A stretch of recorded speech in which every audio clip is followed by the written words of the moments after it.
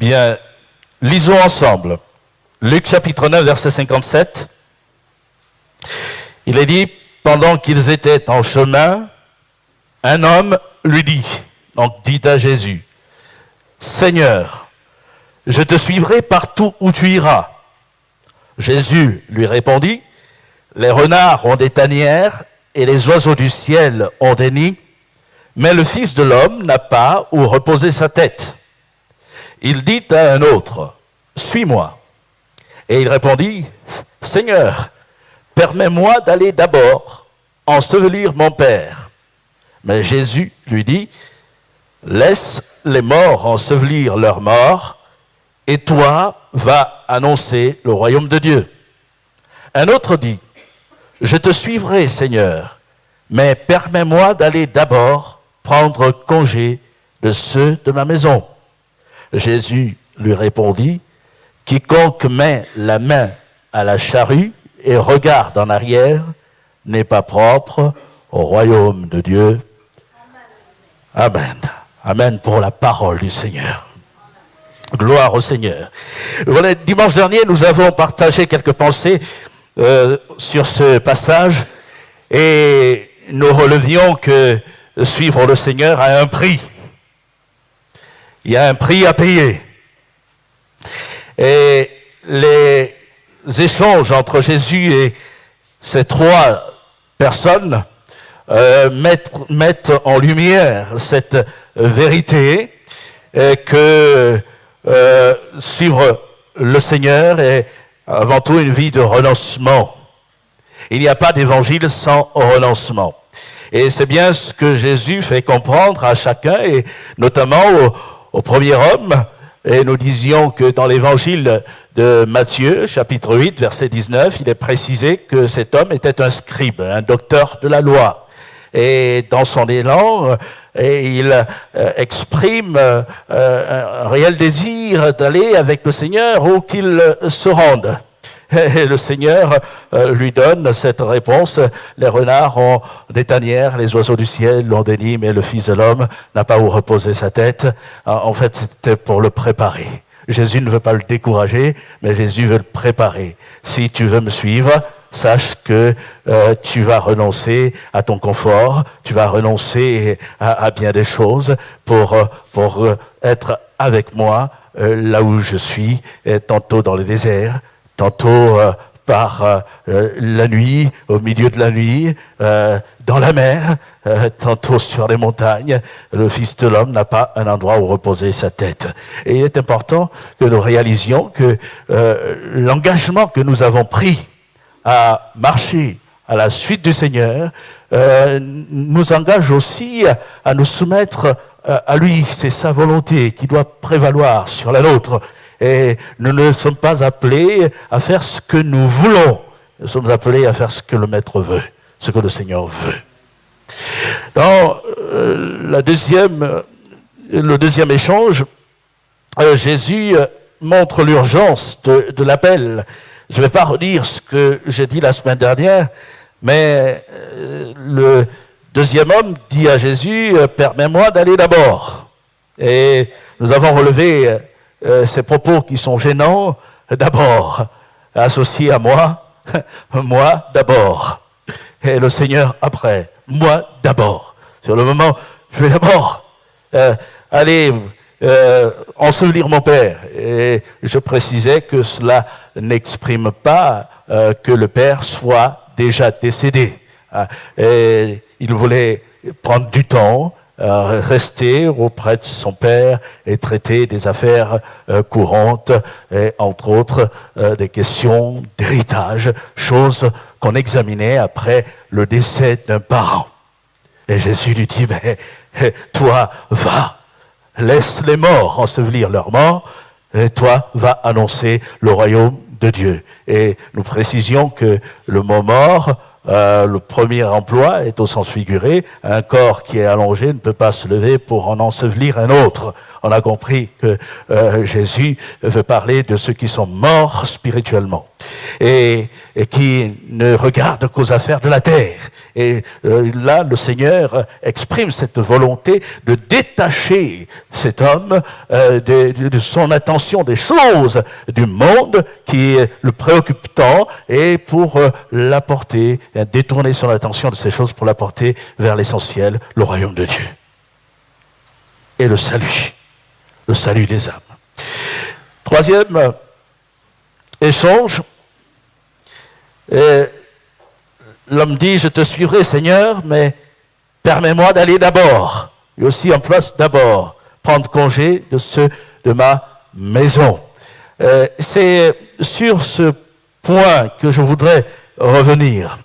J'ai précisé le contexte d'une famille orientale, un peu à l'image de nos familles africaines, familles élargies, où lorsqu'on doit déménager, on va prendre congé des membres de la famille, on fait le tour, et cela allait prendre un certain temps pour cet homme, et il ne pouvait surtout pas se mettre à la suite du Seigneur tout de suite, alors que l'appel était urgent. Et Jésus, dans sa réponse, dira, quiconque met la main à la charrue et regarde en arrière n'est pas propre au royaume de Dieu. Dans l'évangile de Matthieu, le récit ne parle pas de ce troisième homme. Il évoque les deux premiers personnages. Celui qui dit « je te suivrai partout » et celui qui demande d'aller d'abord ensevelir son père. Et c'est important aussi de préciser que dans l'évangile de Matthieu, chapitre 8, vous pourrez le lire au verset 21, il est apporté aussi la précision suivante, c'est que le deuxième homme est déjà un disciple de Jésus. Il est déjà disciple du Seigneur. Et on peut, par déduction, penser que le troisième est lui aussi disciple de Jésus. Leur langage se ressemble. Ils adoptent un même langage. Et Jésus, dans sa réponse, les secoue. Et le Maître va toujours nous secouer. Sa parole, quand nous avons cette tendance à nous enliser et à nous reposer sur nos propres lauriers, et le Seigneur est celui qui va parfois nous secouer. Pour nous dire, non, il ne faut surtout pas. Et l'appel est pressant, le besoin est pressant, le besoin du salut des âmes. Mais revenons sur l'image, quiconque met la main à la charrue et regarde en arrière n'est pas propre au royaume de Dieu. Et ce propos d'ailleurs m'amène effectivement à dire que cet homme a déjà pris un engagement. J'ai préparé quelques images de charrues.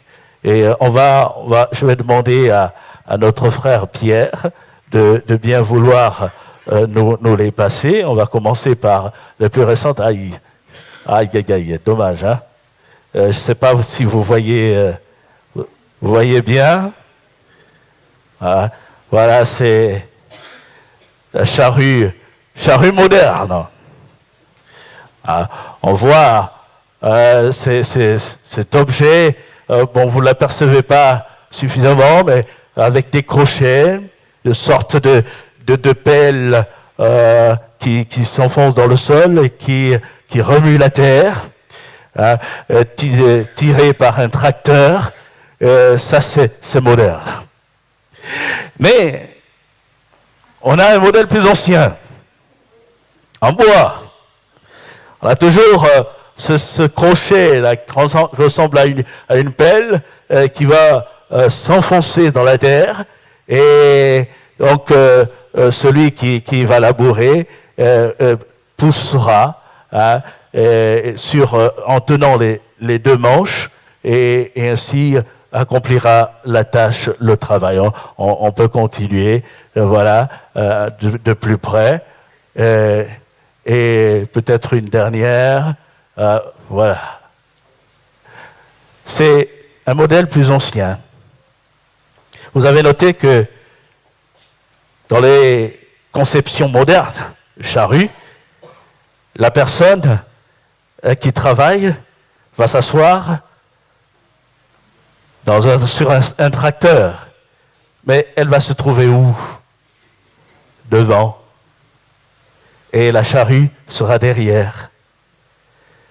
Et étant assis confortablement dans son tracteur, si on a bien orienté le volant, la direction, on peut se permettre de regarder derrière. Et c'est le tracteur qui fait le travail, qui avance. Mais Jésus parle du modèle, la charrue, de son époque. Donc, un modèle qui se rapproche de ce que nous avons vu en dernier. Là, le laboureur n'est pas devant, il n'est pas installé devant, il n'est pas assis sur des bœufs ou des chevaux ou l'âne, mais il est derrière et il tient les manches de la charrue et il doit faire l'effort de diriger. Donc son attention doit être portée vers l'avant.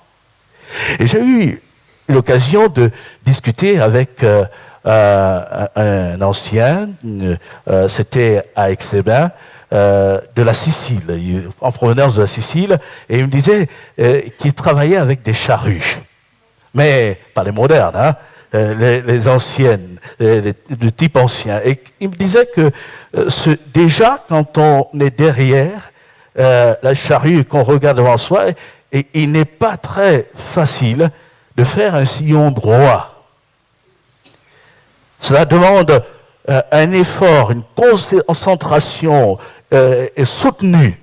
Et il me disait, pour tracer un sillon droit, j'essayais de prendre des points de repère. Je regardais à une certaine distance, je repérais un objet ou une pierre, alors je dirigeais ma charrue vers cet objet, vers cette pierre, et quand j'étais parvenu à hauteur de mon repère, je cherchais un autre repère un peu plus loin et je dirigeais ma charrue, ainsi je parvenais à faire des sillons droits. Alors je prends cette illustration, cet exemple, pour préciser les choses et nous amener à comprendre la pensée que le Seigneur est en train d'exprimer. Dans le temps, c'était déjà pas facile avec de telles charrues. Et ce que Jésus veut dire, c'est que tenir la charrue et regarder derrière et ensuite faire un travail correct, droit, tracer un sillon droit, c'est impossible. Nous avons compris. Déjà lorsque nous marchons, nous allons dans une certaine direction et que sans avoir de charrue devant nous, nous regardons derrière, nous essayons d'avancer, ce n'est pas facile. Et le Seigneur veut nous montrer que dans la marche, l'engagement que nous avons pris, nous devons lui accorder toute notre attention, notre regard doit se porter toujours vers lui, vers le maître de la moisson, celui qui décide de notre marche. Et notre vie lui être entièrement donnée. Et je relève dans les propos du Seigneur le fait de regarder en arrière. Et il dira que celui-là n'est pas propre au royaume de Dieu. Et cela nous fait tout de suite penser à quelqu'un dans l'Écriture. Hein? Je l'ai entendu, oui, la femme de Lot. Elle a été engagée à aller vers la montagne. Les anges ont dit à Lot, sauve-toi pour ta vie. Ne regarde pas derrière, ne t'arrête pas dans toute la plaine, sauve-toi vers la montagne de peur que tu ne périsses. Cette parole était adressée à tous ceux que le Seigneur a voulu sauver, donc toute la maison de Lot. Et la femme de Lot l'a entendu. Ça la concernait, mais elle s'est retournée, elle a regardé derrière. Et sa marche s'est arrêtée définitivement. Et je crois que c'est là un enseignement très profond pour chacun d'entre nous. Et dans l'Écriture, on pourrait parler de bien des personnes qui évoquent ce fait de regarder derrière, ou plutôt qui prennent la résolution de ne plus regarder en arrière. Et je pensais à Paul, l'apôtre Paul qui, en s'adressant aux Philippiens, va leur parler d'un prix, mais le prix de la vocation céleste en Jésus-Christ. Il a un prix à remporter et il est engagé dans une voie, dans une marche, il parlera même en ce qui le concerne d'une course. Et dans cette carrière qui est ouverte devant lui, il ne veut surtout pas s'arrêter, il veut encore moins regarder derrière. On va lire ensemble ceci dans Philippiens, au chapitre 3, verset 12. Il dit ceci, en parlant du prix à remporter, le prix de la vocation céleste. Il dit, frère, ce n'est pas que j'ai déjà remporté le prix, ou que j'ai atteint la perfection, mais je cours pour tâcher de le saisir, puisque moi aussi, j'ai été saisi par Jésus-Christ. Littéralement, j'ai été empoigné par Jésus-Christ. Et cela nous rappelle le geste des anges qui ont saisi Lot et sa femme, ses deux filles par la main. Littéralement, ils les ont empoigné Lot et l'ont transporté hors de la ville pour qu'il puisse être sauvé. Et Paul dira, j'ai été empoigné par Jésus-Christ. Frère, je ne pense pas l'avoir saisi, mais je fais une chose. Oubliant ce qui est en arrière et me portant vers ce qui est en avant, je cours vers le but pour remporter le prix de la vocation céleste de Dieu en Jésus-Christ. Alléluia. Et il nous donne là aussi l'attitude à adopter pour nous qui avons été empoignés par Jésus-Christ. Et nous sommes invités, comme Paul, à l'instar de Paul, à porter nos regards devant et à oublier ce qui est en arrière. Et c'est important. On ne peut pas avancer en traînant ce qui est derrière nous, en demeurant attachés à ce que nous avons quitté. Non, cela alourdira notre marche et la rendra difficile. Mais nous sommes appelés à oublier, à couper les ponts. Et Paul a pris cette ferme résolution. J'oublie ce qui est en arrière.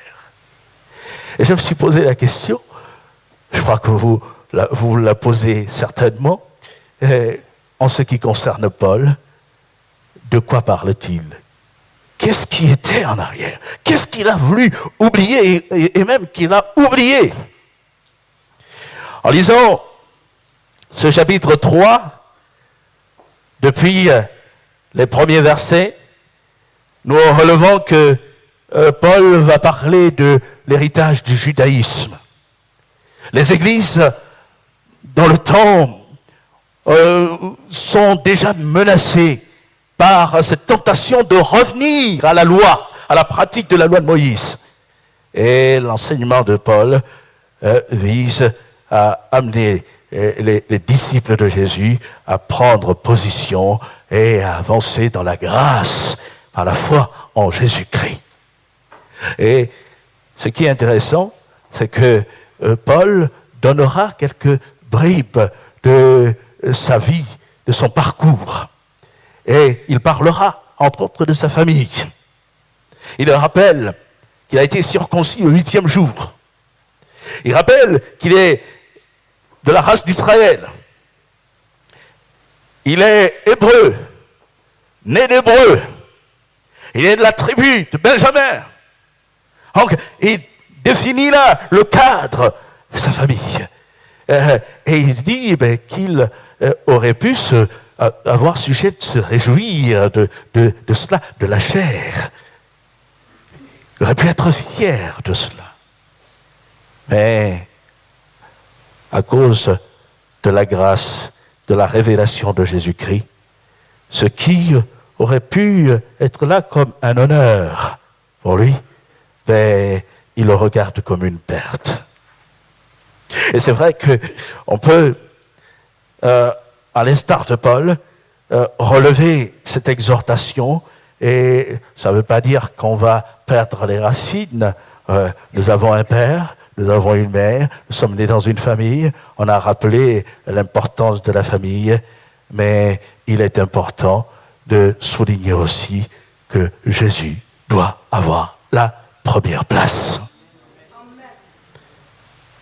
Et il y a des moments où il va nous appeler à quitter les honneurs que nous proposent les membres de nos familles, en échange d'un engagement profond et réel à le suivre. C'est de ce point de vue, la famille peut comme constituer un ralentissement, un fardeau, une charge, rendant notre marche difficile et notre engagement avec Christ difficile. Et il nous faut honorer avant tout le Seigneur. Et croyez-moi, je ne voulais pas le dire, mais je vais prendre la liberté de le partager simplement ce matin. La tâche n'a pas été facile pour mon épouse et moi-même lorsqu'il a fallu annoncer à nos parents que nous allions nous engager dans le service. Alors mon père et ma mère, convertis, c'était plus ou moins facile, c'était facile, on va dire même. Mais j'ai vécu pendant des années aux côtés d'un oncle qui a participé au financement de mes études. Et lui n'est pas converti. Et quand il a fallu lui dire, ben tonton, j'ai tout abandonné pour rentrer dans le service de Dieu, je vais devenir pasteur. Ça a été dur. Et je ne vous dis pas la réflexion. Quand enfin j'ai pris au courage, parce qu'il fallait le lui dire, la réflexion qu'il a faite derrière. Mais c'est vrai que l'appel du Seigneur était là, et dans mon cœur, je puis vous assurer que tant que je n'avais pas répondu à l'appel du Seigneur, je redoutais même que Jésus revienne. Parce que j'étais conscient que j'aurais eu des comptes à lui rendre, que je n'aurais pas fait exactement ce qu'il attendait de moi. Oh, cela ne met pas en doute le salut, hein, vous avez bien compris. Mais il y avait cette réalité. Et les honneurs dans la famille, ça peut être un blocage, un frein. Le Seigneur va dire, suis-moi. Suis-moi. Et pour Paul, il y a aussi son parcours dans le judaïsme. Il mettait un point d'honneur à persécuter l'Église du Seigneur. C'était derrière lui. Le Paul qui écrit aux Philippiens est devenu disciple du Seigneur. Sa vie a été transformée. La révélation de Jésus a fait son œuvre dans son cœur. Les dispositions de son cœur ont changé. C'est fini. Au contraire, il invoque Jésus. Et il annonce l'évangile. Mais c'est son parcours. C'est derrière lui. Et quand il pense qu'il a persécuté l'Église de Jésus-Christ, qu'il a blasphémé contre le Seigneur, ce sont quand même des souvenirs douloureux. Mais là aussi, il va dire, oublions ce qui est en arrière. Le Seigneur ne va pas lui faire porter la peine des actes qu'il a commis dans son ignorance. Non, le Seigneur, dira-t-il à Timothée, a eu pitié de moi. Et il a permis, dira-t-il aux Galates aussi, que j'annonce son Fils. C'est la grâce de Dieu. Et il peut y avoir aussi dans notre marche comme des souvenirs du passé, des souvenirs douloureux de ce que nous étions. Et cela peut devenir pesant. Mais nous sommes appelés là aussi à oublier ce qui est en arrière. Et à nous porter vers ce qui est en avant, ce qui nous attend, ce qui est devant nous. Et c'est Jésus qui est devant nous. C'est le ciel qui est devant nous. C'est la couronne de justice qui est devant nous. C'est l'œuvre du Seigneur qui est présentement devant nous. Et nous voulons l'accomplir là aussi de tout notre cœur. Paul parlera de son parcours dans le judaïsme en ces termes. Il se décrit ainsi, irréprochable à l'égard de la justice de la loi. Wow. Et quand il parle aux Galates, il leur dit qu'il était même plus avancé dans la pratique du judaïsme, plus avancé que ceux de son âge et de beaucoup de sa nation. Et cela attirait le respect sur sa personne. Là aussi, c'était du passé. Et Paul dira, je voudrais simplement lire verset 7 de l'épître, chapitre 3 de l'épître aux Philippiens, mais ces choses qui étaient pour moi des gains, je les ai regardées comme une perte à cause de Christ. Et même je regarde toutes choses comme une perte à cause de l'excellence de la connaissance de Jésus-Christ, mon Seigneur, pour lequel j'ai renoncé à tout, et je les regarde comme de la boue, afin de gagner Christ et d'être trouvé en lui, non avec ma justice, celle qui vient de la loi, mais avec celle qui s'obtient par la foi en Jésus-Christ, la justice qui vient de Dieu par la foi, afin de connaître Christ et la puissance de sa résurrection et la communion de ses souffrances, et en devenant conforme à lui dans sa mort, pour parvenir, si je puis, à la résurrection d'entre les morts. Alléluia. Jésus devant. Son œuvre devant moi. Et l'œuvre de Christ, sa mort, sa résurrection, a eu le pouvoir de briser les chaînes de Paul et de refaire de lui un homme libre pour annoncer le royaume de Dieu. Lui a entendu l'appel du Seigneur à annoncer le royaume de Dieu. Oui, c'est le même appel que Jésus nous a adressé, nous adresse à chacun d'entre nous. Les besoins sont nombreux autour de nous et nous ne pouvons pas nous permettre de dire au Seigneur, non, Seigneur, permets-moi d'aller d'abord, moi d'abord. Non, toi, Seigneur. Et que le Seigneur nous y aide. Quand je dis que le Seigneur nous y aide, effectivement, je m'inclus, parce que dans notre marche, les autres, nous avons des pierres, chacun nos pierres d'achoppement, et nous voulons permettre au Seigneur d'exercer toute son autorité sur notre vie, sur notre volonté, afin qu'il soit, lui, le décideur, et pas nous. Je termine en évoquant dans l'Écriture un autre moi d'abord. Mais un moi d'abord qui est d'inspiration divine.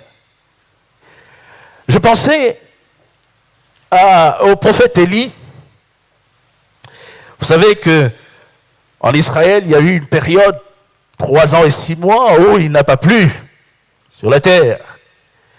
Et période de sécheresse. Mais Dieu a pris soin de son serviteur. Et dans un premier temps, il dira, va te cacher au torrent de Kérit, car j'ai ordonné à des corbeaux de te nourrir là. Et pendant un certain temps, Élie, le prophète, va boire de l'eau du torrent. Mais il arrive un moment où même le torrent ne donne plus d'eau. Tout devient sec. Et Dieu parle à son serviteur et lui dit de partir pour Sarepta. Je lis avec vous 1 Roi chapitre 17 verset 7. Alors que le torrent est devenu sec, il sera dit, mais au bout d'un certain temps, le torrent fut sec, car il n'était point tombé de pluie dans le pays. Alors la parole de l'Éternel lui fut adressée en ces mots. Lève-toi, va à Sarepta, qui appartient à Sidon, et demeure là. Voici, j'y ai ordonné à une femme veuve de te nourrir. Il se leva et il alla à Sarepta. Comme il arrivait à l'entrée de la ville, voici, il y avait là une femme veuve qui ramassait du bois. Il l'appela et dit, « Va me chercher, je te prie, un peu d'eau dans un vase, afin que je boive. » Et elle alla en chercher. Il l'appela de nouveau et dit, « Apporte-moi, je te prie, un morceau de pain dans ta main. » Et elle répondit, « L'Éternel, ton Dieu est vivant. Je n'ai rien de cuit. Je n'ai qu'une poignée de farine dans un pot et un peu d'huile dans une cruche. Et voici, je ramasse 2 morceaux de bois, puis je rentrerai et je préparerai cela pour moi et pour mon fils. Nous mangerons, après quoi nous mourrons. » Elle n'avait plus une longue espérance de vie. C'est le cas de le dire. Son espérance de vie se résumait aux effets d'un maigre repas. Mais voici ce que le prophète va lui dire. Élie lui dit, « Ne crains point, rentre, fais comme tu as dit, seulement prépare-moi d'abord. » Et je souligne le « moi d'abord ». Prépare-moi d'abord avec cela un petit gâteau et tu me l'apporteras.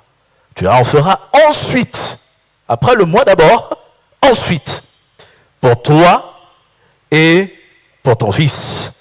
Car ainsi parle l'Éternel, le Dieu d'Israël, la farine qui est dans le pot ne manquera point, et l'huile qui est dans la cruche ne diminuera point, jusqu'au jour où l'Éternel fera tomber de la pluie sur la face du sol.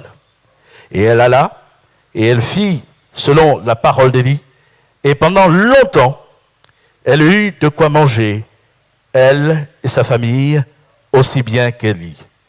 La farine qui était dans le pot ne manqua point, et l'huile qui était dans la cruche ne diminua point, selon la parole que l'Éternel avait prononcée par Élie.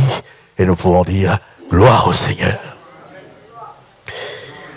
Multiplication de pain. Cette veuve qui n'entrevoyait pas un avenir lointain sur la terre, car pour elle, tout allait s'arrêter, et bien vite, a eu confiance en la parole de l'Éternel, de l'homme de Dieu. Et en fait, Élie va dire, prépare-moi d'abord. Mais il est envoyé par Dieu. En obéissant, cette femme se pliait à la volonté de Dieu, à la parole de Dieu. En un mot, elle mettait ses priorités derrière. Elle voulait d'abord accomplir la volonté du Seigneur. Et quand on a de telles dispositions de cœur, le Seigneur est celui qui se glorifie. Et cette veuve n'est pas morte de faim. Il y en a eu en abondance pour elle, pour son fils, et même pour Élie.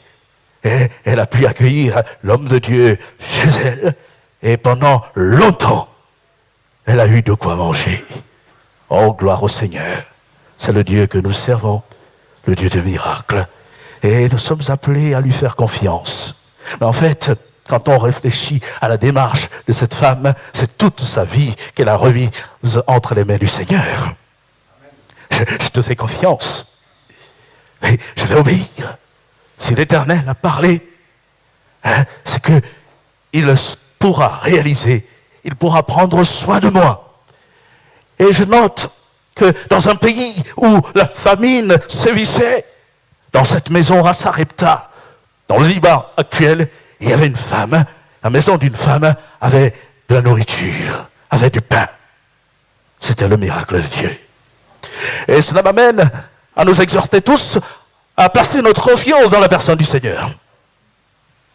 Aussi bien pour nos besoins de la vie courante, les besoins du corps, à ne pas nous inquiéter de nos lendemains, mais à faire confiance au Seigneur, peut prendre soin de nous, peut prendre soin de nous dans le manger, le boire, le vêtement, le travail, peut prendre soin de nous aussi dans la vie professionnelle. Il peut prendre soin de nous quant à notre avenir au mariage. Et je voudrais ici exhorter les jeunes à s'appuyer sur le Seigneur, à ne pas précipiter les choses, à ne pas là tomber comme dans une impatience qui amènerait à commettre de graves erreurs. Il faut aussi faire confiance au Seigneur dans ce domaine.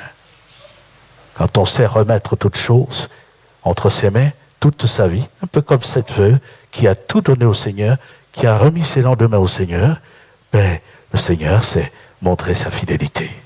Et croyez-moi, je le dis avec beaucoup d'assurance, parce que je sais ce que le Seigneur a fait en ce qui me concerne, en ce qui nous concerne avec mon épouse. Et malheureusement, il y a beaucoup qui ont été impatients, certains ont été impatients, et ils ont commis des erreurs. Mais nous voulons faire confiance au Seigneur, nous appuyer sur lui.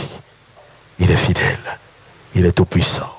Il peut prendre soin de nous dans notre vie, la réalité de notre vie est ici-bas, mais il est suffisant pour prendre soin de nous quant aux réalités de la vie spirituelle. Et il arrive aussi des moments dans la marche avec le Seigneur, où même parmi le peuple de Dieu, il y a comme une famine. Parce que il faut que les uns et les autres réalisent qu'ils ont besoin de revenir à l'essentiel. Et seulement ce qu'on peut relever, c'est que même dans un contexte de famine spirituelle, ceux qui obéissent au Seigneur, ceux qui ont foi dans la personne du Seigneur et qui s'efforcent de marcher dans ses voies fidèlement, eux, ils auront encore de la farine et de l'huile. Ils auront encore du pain en abondance et ils pourront en donner, partager avec les autres pour que Jésus soit glorifié, le nom du Seigneur soit élevé. Que nous soyons de ceux-là et en remettant tout entre les mains du Seigneur, nous laissons conduire par sa fidélité et allons droit devant nous, ne nous arrêtons pas et ne regardons pas en arrière, mais nous voulons poursuivre la marche en ayant toujours nos regards sur celui qui est le pain de vie, sur Jésus, celui qui est venu à nous et celui qui nous appelle à donner nos vies. Tout à l'heure, nous avons chanté, pendant le moment de Sainte Seine, ce chant rédempteur adorable, et il y avait un moment, cette parole qui disait « Prends mon corps et mon âme pour prix de ta douleur ». Et cela a sonné très fort dans mon cœur. « Prends mon corps et mon âme pour prix de ta douleur ». Il a tout donné, il a donné son corps. Et il nous appelle à tout lui donner. Et oui, et c'est vrai que ce sont des chants de consécration et nous voulons mesurer effectivement les paroles que nous adressons au Seigneur. Et le dire, pouvoir le dire. Bon, non pas en comptant sur nous-mêmes, mais en comptant sur l'action de son esprit dans notre cœur et que Jésus soit encore celui qui ferait notre chemin pour se glorifier. Amen.